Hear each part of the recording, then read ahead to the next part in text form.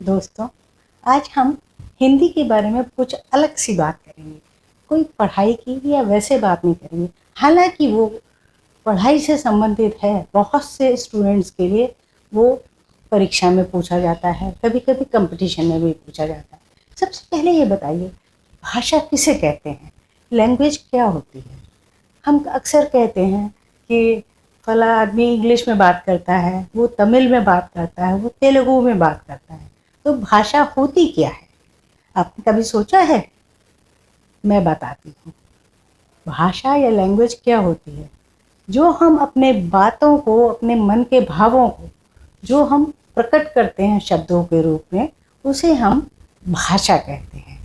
तो शब्दों को या अपनी विचारों को व्यक्त करना एक भाषा होती है, क्योंकि हम भाषा में के रूप में अपने विचारों को व्यक्त करते हैं। भाषा आपकी क्या होती है? आप बोलकर बताते हैं, अपने जो भी मुंह से ध्वनि निकालते हैं, वो हमारी भाषा होती है।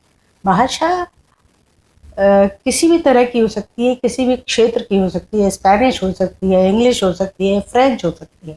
भाषा का मतलब होता है अपने बातों को अपने ध्वनि के द्वारा प्रकट करना। ये हम दो तरह से करते हैं।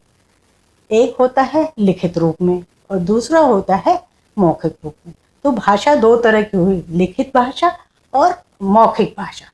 मौखिक भाषा में हम बात करके, अपने मुंह के द्वारा बोलकर अपनी बातों को प्रकट करते हैं, जबकि लिखित रूप में हम लिख करके अपनी बातों को, अपने भावों को प्रकट करते हैं।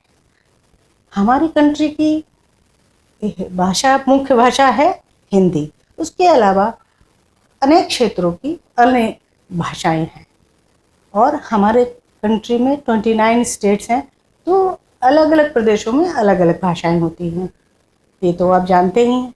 इन भाषाओं को लिखने के लिए अलग अलग लिपियों का प्रयोग किया जाता है। लिपि यानी कि जो हम लिखने का तरीका होता है, वो हमारी लिपि होती है। उस लिपि के द्वारा हम अपनी बात को प्रकट करते हैं। जैसे हिंदी की लिपि होती है देवनागरी लिपि। हिंदी के अलावा संस्कृत और मराठी की लिपि भी देवनागरी लिपि होती है। इसके अलावा उर्दू की लिपि होती है फारसी लिपि। अंग्रेजी की लिपि होती है रोमन लिपि। पंजाबी की लिपि होती है गुरमुखी लिपि।